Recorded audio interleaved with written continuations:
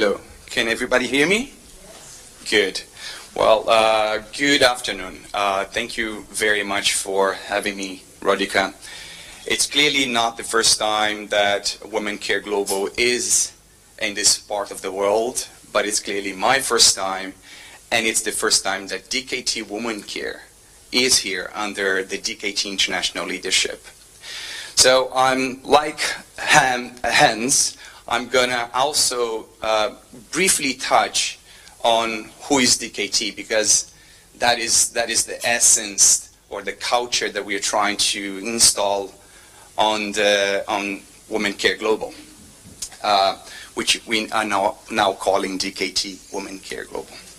So how do I, just the arrow?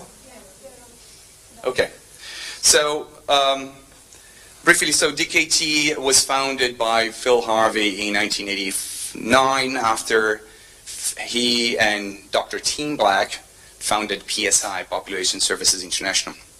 The mission is very, very clear, and that's probably the reason why he founded DKT, was to promote family planning and contraceptives and leave malaria and HIV and some other work to all organizations. So we are very, very much focused on contraceptives and family planning. DKT is present. We have 25 programs in 25 different countries, but we are reaching about 50 different countries globally. And here are some of the countries that we work. They're majority low income countries, but we do have some middle income countries as well. So this is a map just to show you where we are, and these are our original or traditional presence globally. And I also put on the bottom there of the slide our achievements or results in last year. So we sold about or provided 16 million mizопроstol tablets. We sold 2.5 million combi packs, and we provided 86,000 MVA. These numbers helped us prevent 14,600 maternal deaths and 4.6 million unsafe abortions. We're very proud of the results we have achieved, and I think there will be much more to be done in the future. So now going to the, I believe the reason why we're here is to talk about the IPAS MVA or the MVA technology. But I wanted to briefly touch on the history of the IPAS MVA. It was invented or developed early 70s.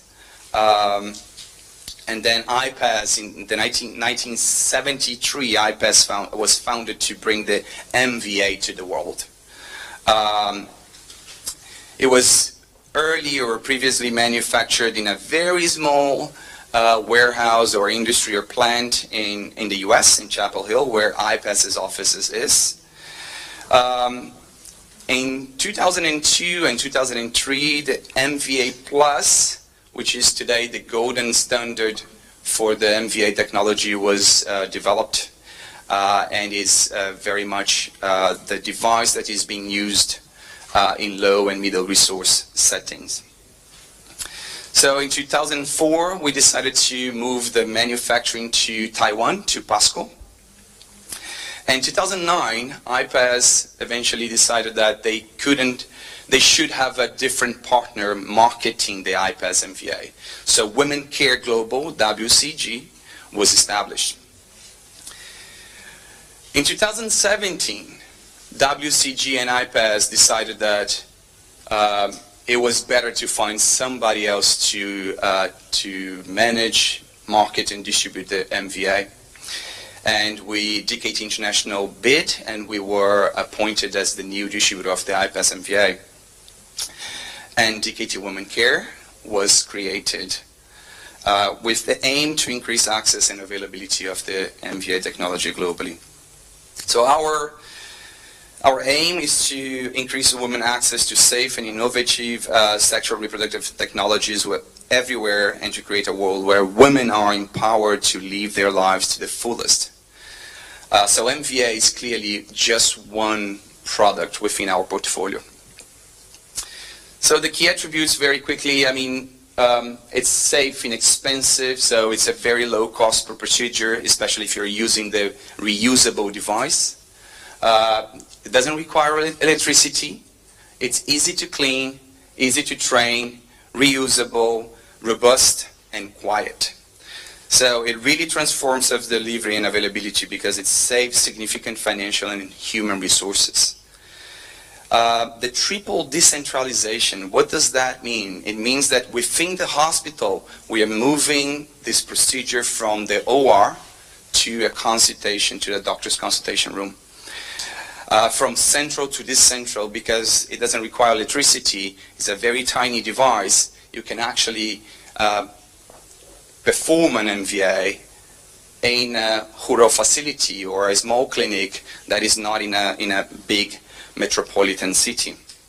And from specialists to mid-level providers, so nurses and midwives are able and are capable to perform this procedure. Consequently, we're serving more women in more places. So why the iPass MVA is considered to be the golden standard these days? It's because, yes, it is US FDA cleared, it is CE marked, it's ISO certified, and has been on the market for over 40 years. So I do think all those certifications makes the iPass MVA a high quality and quality assured device. It's used for induced abortion up to 12 weeks, post-abortion care, miscarriage management, treatment of incomplete abortions or failed abortions. And it's also used in Russia, for instance, for endometrial biopsies. So these are our devices. On top you see the MVA Plus, and you see the photograph of that. I think, Rodrigo, we do have some MVA Pluses that we brought as samples for you to, if you haven't seen it or you haven't used it, there will be some available for you to experience. Then the DVS, the double valve syringe, that is mostly available in developed markets, such as Europe, the US, Japan, Canada. And then you have the single valve syringe, that is a different type of device that is normally only accepts 3 millimeter cannulas up to 6 millimeter cannulas. So it's a big, this device is very much used in markets like Bangladesh, where menstrual regulation is, it's a very strategic way of doing things. Menstrual regulation is a big thing in Bangladesh. So they use the SVS to perform MRs instead of abortions. And then we have the Easy Grip cannulas. They're flexible cannulas that are also registered and patented by iPass, that connects really well with the MVA. So the iPass MVA is registered and available in 115 countries, and it's growing. So these are the markets or countries where the MVA is either registered and available. So this is a little bit of our numbers. As you can see, there may be a reason why DKT is now the global distributor of the MVA Plus. As you see, the blue column there is this year's results.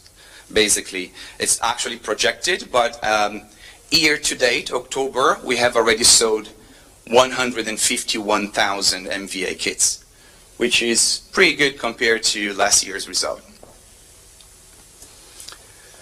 So where we are now in Eastern Europe and Central Asia, so we have a very good distributor in Russia that we are discussing a regional expansion into other Russian-speaking countries. As we've just talked about, you know, sometimes the size of the markets may not be large enough for us to establish one distributor or appoint a distributor in those markets, but through the regional approach, we may be able to increase access and availability in the region. Kyrgyzstan, we also have the product available there and a distributor. And I want to make a parenthesis here. The fact that it's registered and we have a distributor doesn't mean the product is available. Okay? Yeah. So again, I mean, registration, access, availability, not the same thing. And DKT and DKT Women Care, we are working very, very hard to make sure the product is available. And we are working hard.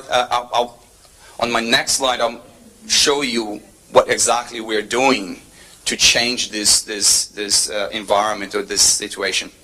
But we also have registration and a partner in Uzbekistan, Ukraine, and we're working on registration and defining a distribution partner in Azerbaijan, Armenia, Belarus, Georgia, Moldova, Tajikistan, Turkmenistan, and Kazakhstan. Again, don't hold me accountable if things are not correct here. This information was provided by the regulatory team, and again, we're dealing with 115 countries, and it sometimes may be difficult to get the updated information. But one thing I can tell you is that we are working with 2 large distributors in the region for a regional expansion. These are well-established distributors doing really well in their countries, who are interested and have the ability and the connections already to expand beyond their territory. And that's Russia and Bulgaria. So I can talk more about that. If any of this is not correct, please come talk to me. I would be happy to know, and I'll be happy to update the information. So our plans for the region is prioritize registration. It's to reactivate and to motivate or appoint a new distribution partners. I have, since I joined DKT Women Care, which has been 10 years now, 10 months now, I have already replaced distributors in other markets because I don't think those are the right partners for us. And again, it doesn't matter how good your product is, if you don't have the right partner, the product will not hit the market. So for instance, in one country I realized that our distributor was mostly a pharma or a pharmaceutical distributor. So basically they were calling pharmacies most of the time, not providers, not clinics. And the IPAS MVA is not sold at pharmacies. So, I mean, we really need to understand who our partner is in those countries and make sure that we have the right partner. Otherwise, the work won't be done. So focus on both the private and the public sector. This is something that I believe there is more to be done in terms of prioritization and understanding how the different markets work. For instance, I was just now on a call talking about a large tender, public tender in another region, and we are prioritizing that because we understand the importance of the IPAS MVA being in the public health facilities in markets where most of the population are actually being served by the public health system. And for us, it's very important to ensure that the IPAS, the highest quality product is available there. So strengthen key partnerships with bilaterals such as governments, universities, NGOs, key opinion leaders, and multilateral partners such as UNFPA. We actually have a long-term agreement with UNFPA to supply the IPAS MVA, and recently Level Plant as well. I'll talk about that later. So recruit a marketing and a sales team to ensure access and availability and better distributor management in the region. Execute a regional distribution expansion plan for well-established distributors to cover neighboring countries. Focus on business-to-business and business-to-consumer marketing activations to promote the method, including a website with dedicated distributor portal and providers space. Training and workshops to increase providers' base and confidence in using methods, the MVA method versus DNC. This is a big issue. Everywhere I go, I realize that the providers have been trained, but because the device is not available, they haven't performed any MVA recently. The confidence levels have gone down, so it requires constant training and support. And this is something that we will be focusing going forward.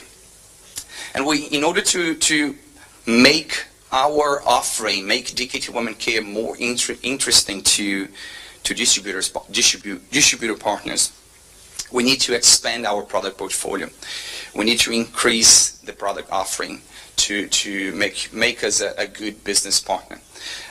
It's been difficult sometimes to get distributor partners to accept to take just the iPass MVA, and you probably know why. It's a highly politicized topic. Some of them do not want to be involved with abortion, even though we reposition the speech and talk about post-abortion care or miscarriage management.